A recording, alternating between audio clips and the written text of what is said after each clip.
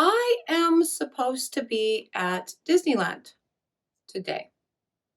So, months ago, back in April, shortly after I started the channel, actually, I was supposed to be in Disney. And so I did a whole week's worth of themed, things. I wore the shirts, I had the ears, it was all a thing. And I am realizing that several months later, the statement that I made that was meant to be a joke with they're going to open up again, right? Was, well, it's not funny anymore. So we're making a Disney soap to compensate for my lack of Disneyland. And before I tell you what soap we're making, hello, I'm Mrs. Soap and Clay, still not at Disney. Let's make stuff.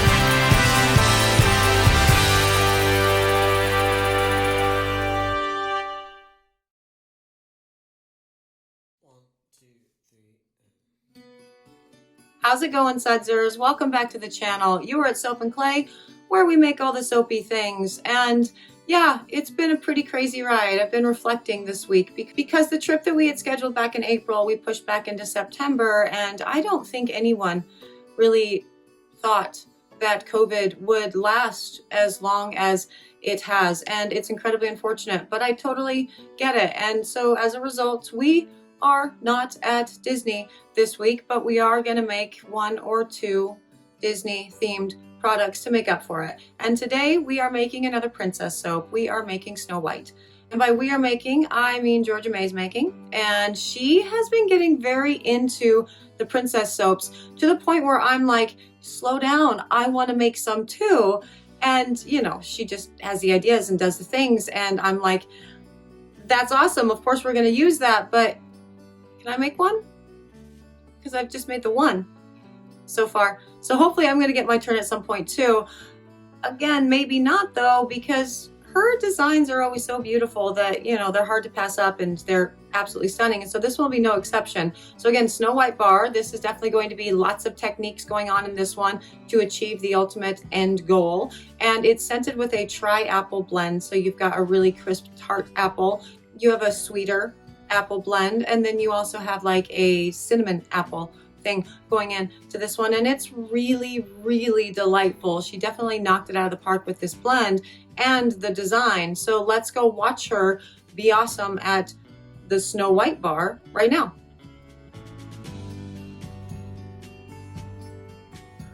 We've got layers, we've got sculpted layers, we've got embeds, we've got 3 different types of apples and at least 3 different colors in this. We have a magical soap, and this is so exciting. It's Snow White, and this is going to be a truly epic pour because GeorgiaMae is the one that's doing it and not me. So that makes it even more epic. I get to ooh and ah over her awesomeness and chit chat with you about the process as she goes. Now, with this oil blend, she is using my current Big Bubble Master Batch blend, and she's looking for emulsification. She did not find it. She is still mixing. Now, this current blend for my Big Bubble is, actually it's hitting pretty high at about 70% solid oils. So we've got coconut oil in here, palm, which is responsibly sourced. We should have a conversation about palm. People are getting weird again. It comes and goes, and we haven't talked about it in a while. But so we got coconut and palm and shea butter, and also cocoa butter in the new Big Bubble blend.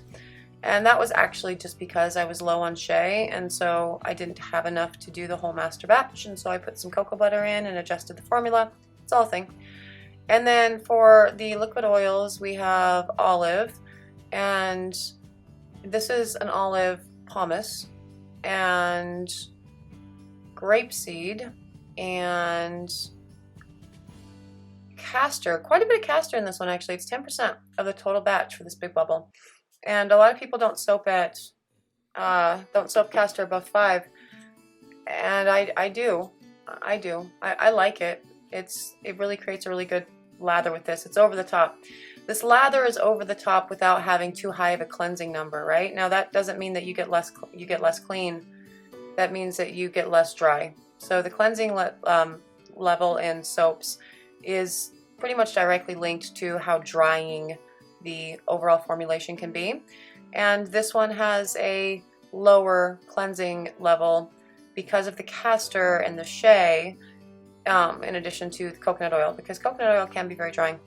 Anyway, it looks like the first layer that she's going to be setting down will be the yellow layer, and that's awesome. And she's got a little sculpting tool out, so she's probably going to sculpt that layer, and she's definitely going to thicken it up and do the thing. Now this is one of the reasons she used the Big Bubble, because it's easy to get to medium trace.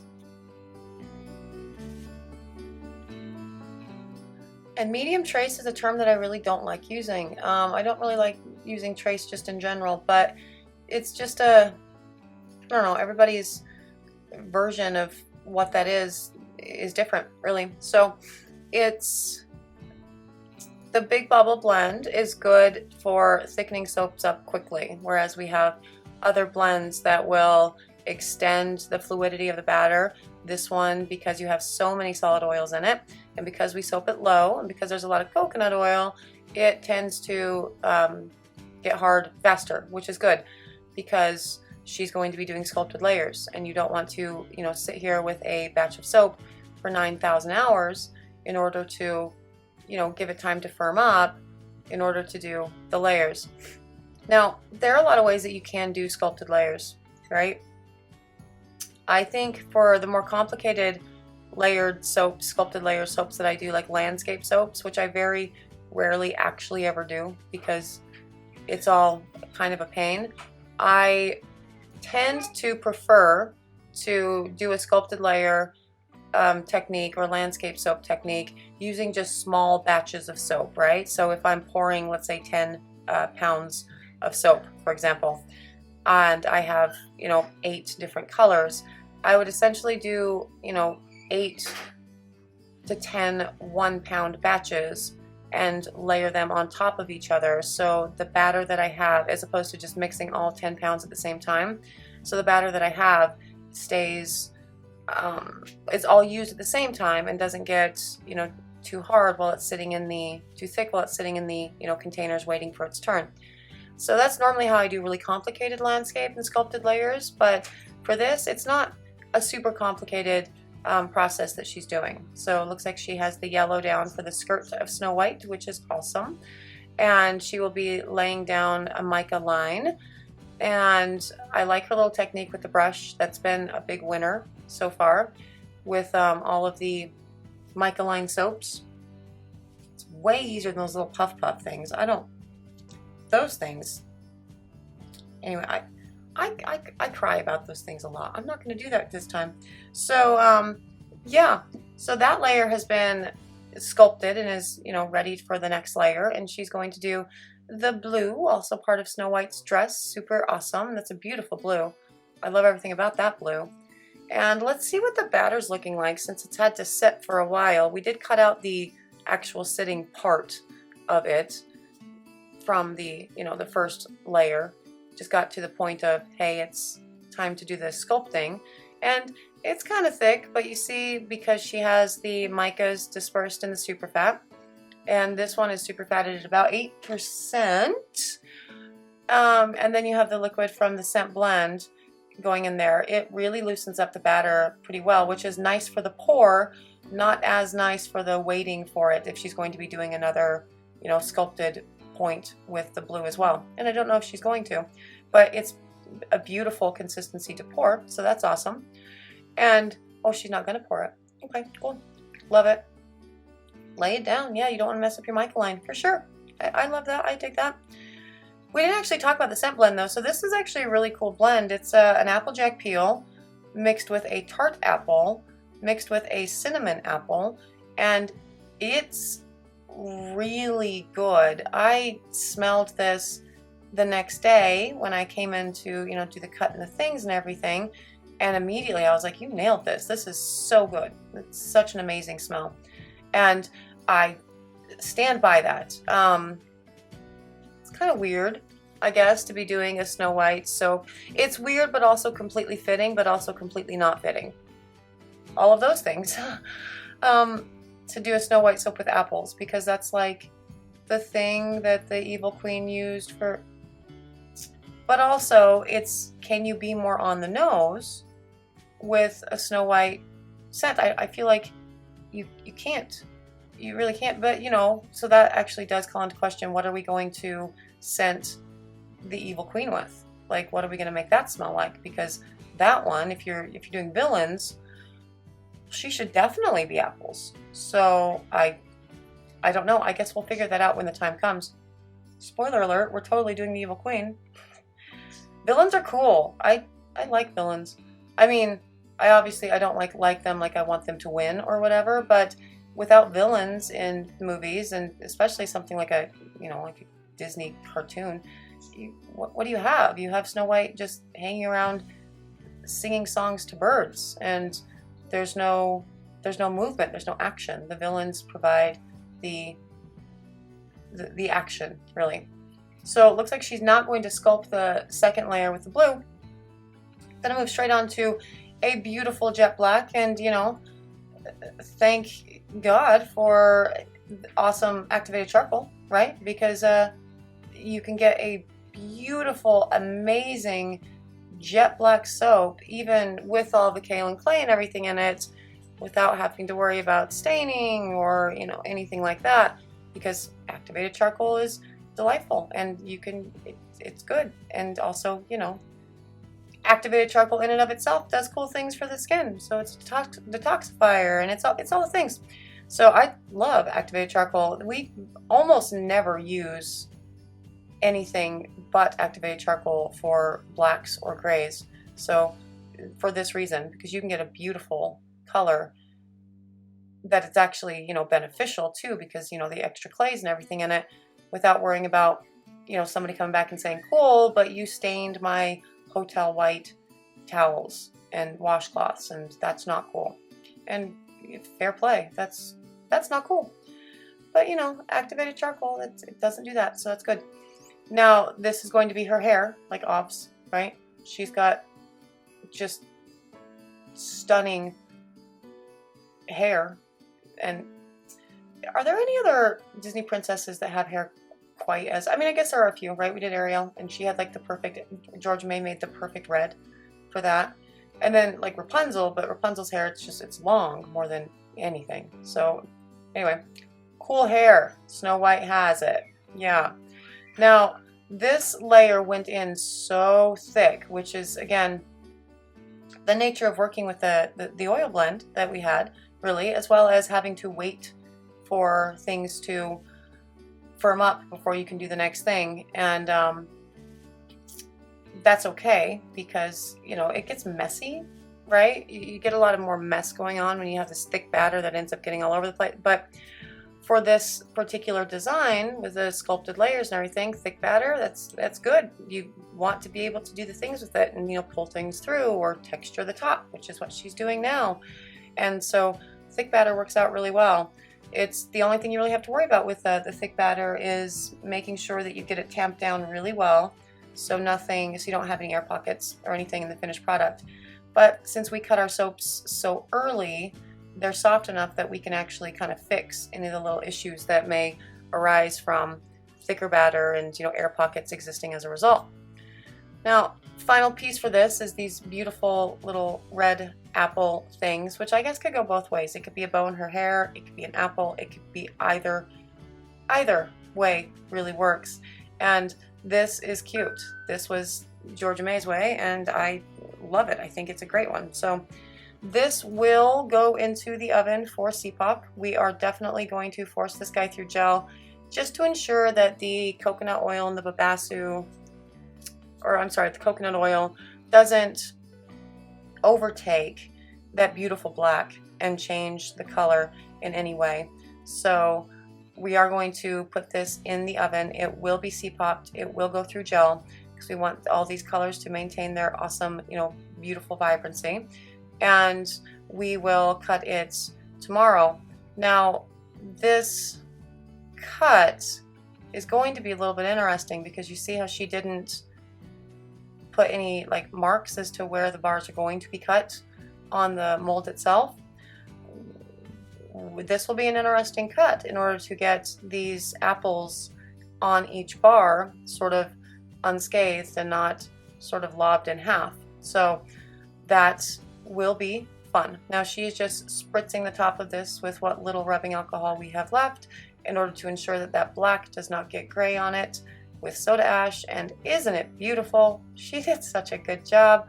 I'm very excited to see the inside of this bar, so let's go over to the next bit and check out the cut.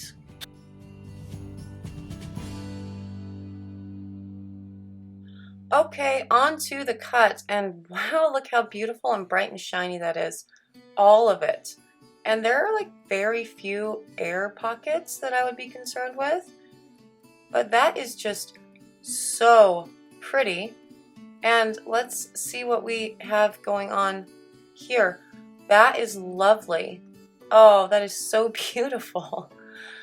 Everything about that is just gorgeous. I love the texturing that she did for the top. It definitely looks like, the hairstyle that, Snow White has and everything.